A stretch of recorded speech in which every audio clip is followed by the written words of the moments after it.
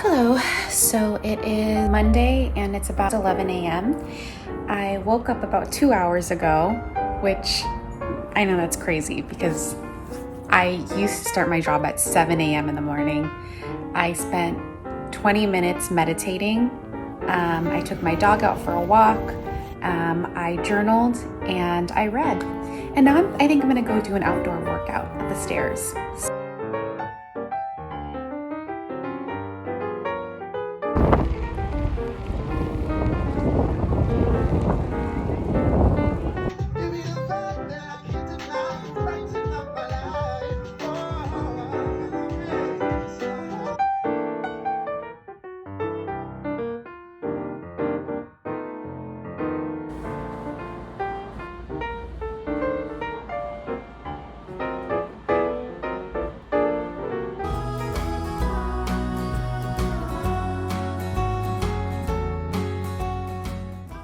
Hello and welcome back to my channel, Mental Health with Melissa.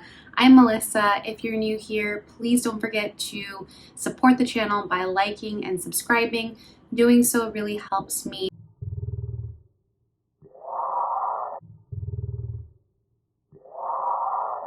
Oh, my earring fell right out of my ear.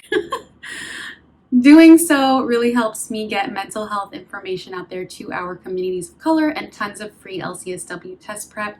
I have a new LCSW test prep program entitled Social Work Study with Melissa, now available for purchase down below in the description box, so feel free to check that out.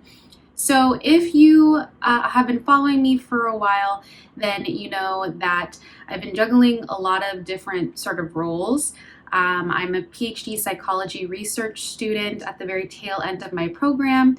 I have a private practice. I do these YouTube videos. And more recently, I left a very stable government job as a social worker, as a behavioral health therapist.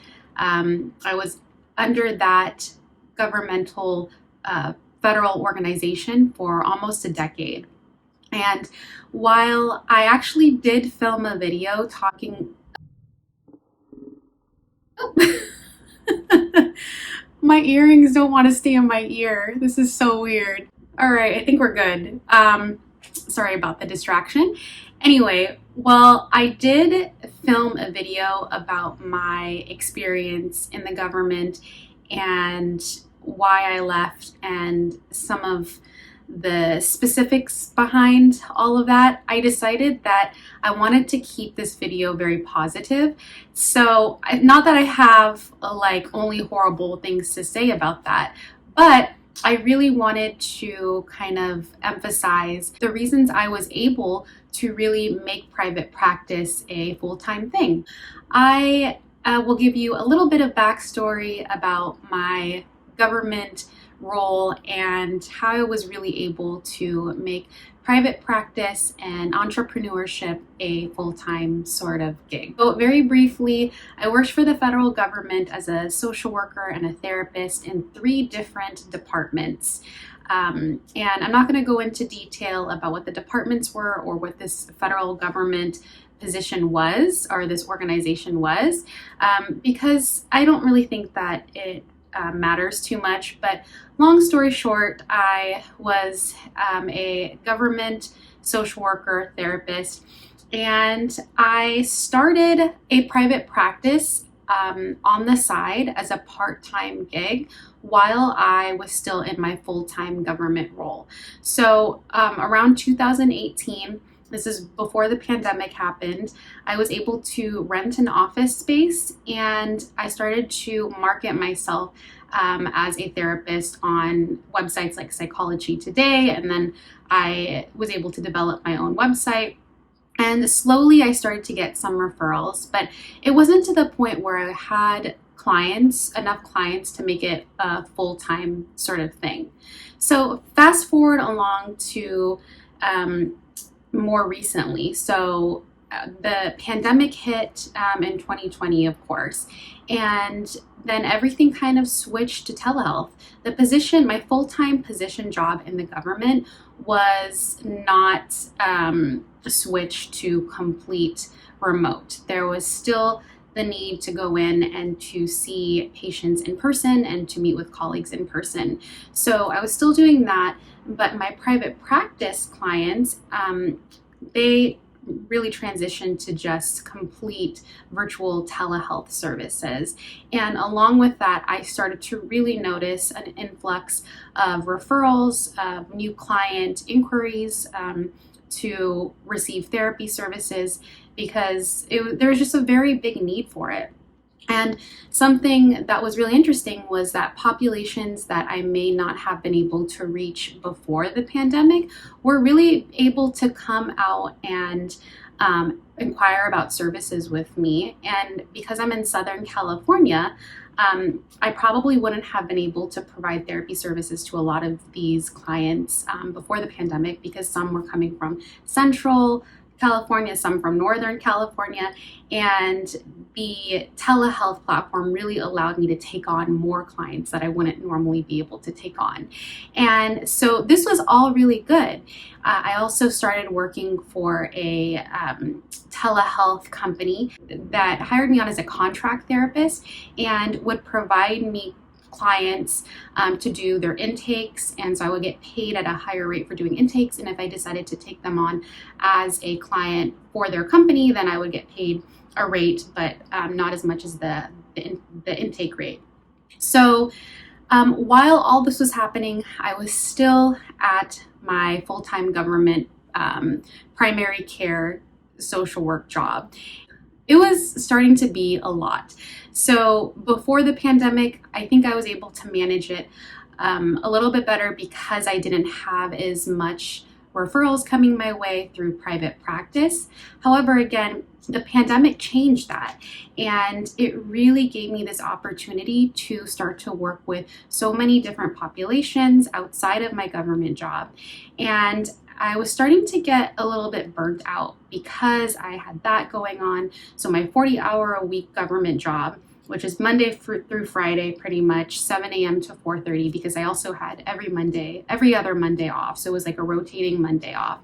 And I was working full days Sunday, so from 9 to 6:30, 2 to 3 hours on Saturdays, so seeing some clients 2 to 3 hours, and then every single weekday evening. So Monday to Friday, I was seeing clients like right when I would get home from my full-time government job from 5:30 to 9 o'clock.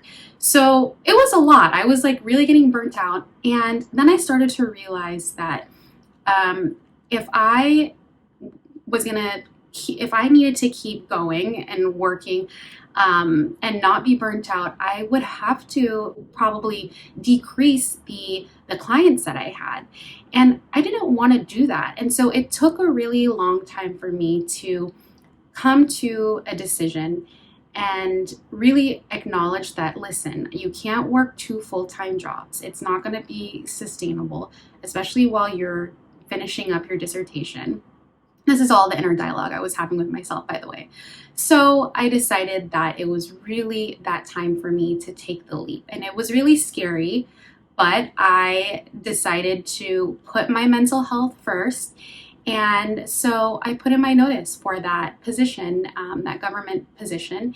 And I really dove in head first to private practice. But at the same time, I wouldn't say that it was like diving in head first, because I had gotten my feet wet for a few years doing it part-time, and as the demand kind of increased, then I really noticed that this is something that I can use as a full-time job to sustain my living expenses and just really take this on full force. And so that's what I decided to do. And so I would say if this is something that you're interested in doing, then obviously it takes a lot of work. I mean, if you prefer to first start off part-time, taking on a few clients here and there, then that might be ideal. And then as you start to ramp up your practice, then it's a really good idea to kind of maybe looking at that full-time and maybe retiring that typical 9-to-5 sort of organization job that you might be used to. So it's definitely it was definitely a scary decision, but it's been one of the best decisions I've ever made. The flexibility of my day, I can't describe to you like how much peace that gives me, and being able to create my own schedule, being able to pick the types of clients that I work with. It's really been so amazing. That's my personal story and my personal journey. Again, I would have loved to talk more about maybe kind of the ins and outs and the details of my government job. But again, I want to keep this a positive platform, and I just really wanted to make it about what a scary transition can be like, going from a very stable sort of job that has a lot of benefits to really going into entrepreneurship and investing in myself. And that's essentially what I did, and I'm very happy about it. So anyway, if you have any questions, please leave them in the comments section down below. I'm really looking forward to this future that I have laid out, and hopefully this will also allow me to give you better quality videos and really devote more time to teaching and putting out LCSW test prep material for you. So anyway, thank you so much for watching and for supporting this channel. Until next time, managing mental health matters.